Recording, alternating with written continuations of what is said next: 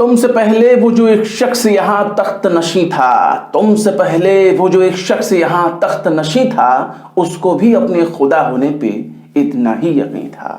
जय हिंद दोस्तों, मैं हूं शम्स तबरेज और आप देख रहे हैं times mail. Bharatiya Janata party में 56 इंच की छाती किसी नेता के पास है या नहीं, इसकी कोई गारंटी नहीं है। लेकिन किसी के पास 56 इंच की छाती हो या ना हो, लेकिन 56 इंच का कलेजा जरूर है।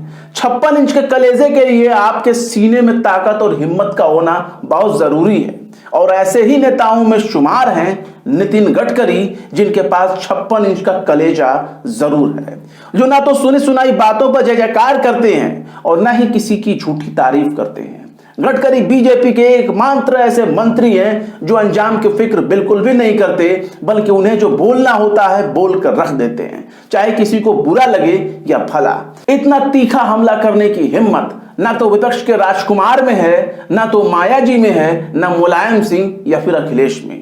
आप तो जानते ही हैं कि बीजेपी के बड़े बड़े सुरमाओं में मोदी जी और शाह जी के नाम पर कितनी अकीदत होती है, उनका नाम कितने अकीदत से लिया जाता है। मोदी जी की जोड़ी को आंख दिखाने की हिम्मत ना तो संघ में है और ना बीजेपी के बड़े बड़े नेताओं में।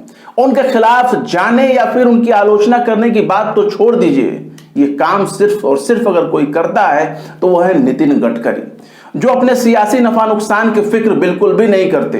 मोदी शाह की जोड़ी के आगे पूरा विपक्ष नतमस्तक हो जाता है, लड़ना तो बहुत दूर की बात है। ऐसे में नितिन गडकरी ने अब खुले मंच से कह दिया है कि जो काम अदालत का है उसे अदालत को ही करने देना चाहिए। अदालत के मामले में दखल नहीं देना चाहिए और फैसला करने का हक केवल और केवल अदालत को है। यानी नितिन गडकरी सीधे तौर पर यह समझा रहे हैं कि फैसला करना और फैसला सुनाना केवल और केवल अदालत का काम है, न कि सरकार का। लेकिन नितिन गडकरी को भरे मंच से ऐसा कहने की जरूरत क्यों आन पड़ी? क्या वाकई अदालत के फैसले पर कोई टांग अड़ा रहा है? क्या वाकई अदालत के बजाय फैसला सुनाने का काम कोई और कर रहा है? दरअसल नितिन गडकरी नागपुर में महाराष्ट्र नेशनल लॉ यूनिवर्सिटी के एक ब्लॉक का उद्घाटन करने पहुंचे और इसी दौरान उन्होंने बोलते हुए नितिन गडकरी ने डेमोक्रेसी के 4 पिलर का जिक्र किया। यानी उन्होंने विधायिका, कार्यपालिका, न्यायपालिका और मीडिया का जिक्र किया। गडकरी ने अदालतों से वक्त पर फैसला मिलने वाले इंसाफ का पक्ष लिया और कहा कि वक्त से बड़ी कोई पूंजी नहीं।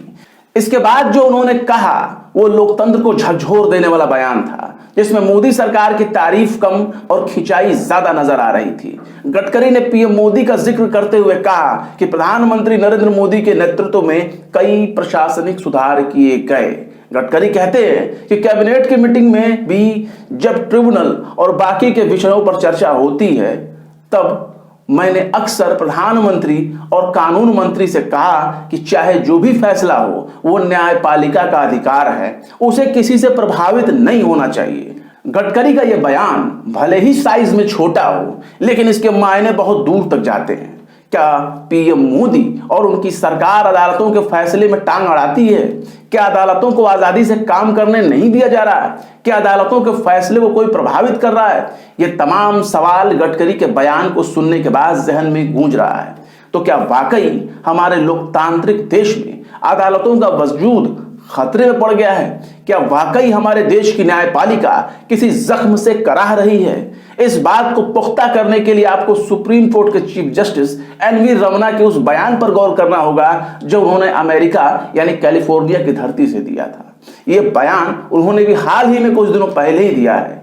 चीफ जस्टिस रमना ने साफ तौर पर अपने बयान में कहा कि सियासी दलों को यह लगता है कि अदालतों को उनके काम का समर्थन करना चाहिए, लेकिन हम संविधान के प्रति जवाबदेह हैं। पहले चीफ जस्टिस एमनी रमना और फिर गडकरी का यह बयान आना मोदी सरकार की तारीफ भले ही ना हो, लेकिन ये धीरे धीरे सरकार की मंशा पर सवाल जरूर खड़ा हो रहा है। अब नितिन गडकरी अगर अदालत और उसके फैसले को प्रभावित करने का विरोध करते हुए नजर आ रहे हैं तो इसके मायने क्या होंगे आप जरूर समझ सकते हैं, क्योंकि अदालत के फैसले में अगर कोई दखल दे रहा है तो इंसाफ का फिर क्या मतलब रह जाएगा। नितिन गडकरी वही शख्स हैं जिन्होंने मोदी सरकार की कट्टर आलोचक यानी कांग्रेस के कमजोर होने पर बहुत ही अफसोस का इजहार किया और कहा कि कांग्रेस का मजबूत रहना बहुत जरूरी है, वरना लोकतंत्र मजबूत नहीं होगा। लोकतंत्र के लिए कांग्रेस का मजबूत होना बेहद जरूरी है। गडकरी इसी साल मार्च महीने में पुणे में आयोजित एक कार्यक्रम में बोल रहे थे। अगर इसके बयान पर गौर किया जाए तो एक तरफ बीजेपी कांग्रेस मुक्त भारत की बात करती है, वहीं दूसरी तरफ केंद्रीय मंत्री रहते हुए खुद नितिन गडकरी जो है वो कांग्रेस को मजबूत होने का जिक्र कर रहे हैं, मजबूत होने का पक्ष ले रहे हैं। गडकरी ने यह भी कहा कि लोकतंत्र दो पहियों पर चलता है, सत्ता और विपक्ष। एक मजबूत विपक्ष लोकतंत्र की जरूरत है, इसलिए मेरी इच्छा है कि कांग्रेस को मजबूत होना चाहिए। इसके साथ ही कांग्रेस के कमजोर होने से उनकी जगह क्षेत्रीय दलों ने ले ली है, जो लोकतंत्र के लिए बिल्कुल भी ठीक नहीं। नितिन गडकरी के अगर बयानों का जिक्र किया जाए तो उन्होंने बीजेपी के हर उस कदम का विरोध किया जिसमें नरेंद्र मोदी की मुहर लगी हुई है। इसी तरह उत्तराखंड और कर्नाटक में मुख्यमंत्री बदले जाने के फैसले पर उन्होंने कहा कि जो विधायक हैं वो इस बात से दुखी हैं कि मंत्री नहीं बन पाए, और जो मंत्री हैं वो इसलिए दुखी हैं क्योंकि वो मुख्यमंत्री नहीं बन पाए, और जो मुख्यमंत्री हैं वो इस बात से दुखी हैं कि वो कब रहेंगे और कब हटा दिए जाएंगे, इसकी कोई गारंटी नहीं। गडकरी के बयानों में अगर पीएम मोदी की आलोचना खोजी जाए तो इसकी फहरिस्त काफी लंबी हो जाती है। गडकरी ने यह भी कहा था कि विपक्ष के साथ सत्ता पक्ष का व्यवहार कैसा होना चाहिए, यह बात आपको नेहरू और वाजपेयी से सीखना चाहिए। उन्होंने वाजपेयी के साथ साथ नेहरू का भी नाम ले लिया, जिनका नाम सुनकर बीजेपी तिलमिला जाती है और यहां तक कि संघ के तन मन में आग लग जाती है, यानी नेहरू का जिक्र। लेकिन गडकरी कहते हैं कि विपक्ष के साथ सत्ता पक्ष का व्यवहार कैसा होना चाहिए, यह बात आपको नेहरू और वाजपेयी से सीखना चाहिए। इसके लिए सत्ता पक्ष और विपक्ष दोनों को सोचने की जरूरत है। लोकतंत्र की मर्यादा कैसे बरकरार रखी जाए, यह बात जवाहरलाल नेहरू और अटल बिहारी वाजपेयी ने हमें सिखाया है, क्योंकि नेहरू और वाजपेयी दोनों ही हिंदुस्तान के आदर्श नेता हैं। यानी गडकरी ने मोदी को इंडिया का पापा बताने वाले दूत और अफसराओं को भी समझा दिया कि दिन रात मोदी मोदी करने से कुछ नहीं होगा। आज मोदी हैं, कल को नहीं होंगे। आज मोदी जी पीएम हैं, कल को कोई और पीएम होगा, क्योंकि गडकरी ने मोदी को भारतीय लोकतंत्र के आदर्श पुरुषों में शुमार नहीं किया, बल्कि उन्होंने नेहरू और अटल बिहारी वाजपेयी को आदर्श नेता के तौर पर पेश किया, न कि मोदी को। इसी तरह से सितंबर 2019 में गडकरी ने नागपुर में कहा कि मैं अपने किसी भी प्रोजेक्ट में सरकार की मदद नहीं लेता, क्योंकि जहां जहां सरकार हाथ लगाती है वहां वहां सत्यानाश हो जाता है। इनके इस बयान को सुनकर वहां बैठे तमाम भाजपाइयों के चेहरे पर हवाइयां उड़ गई, सभी की सिट्टी बिट्टी गुल हो गई, सभी हकबक रह गए।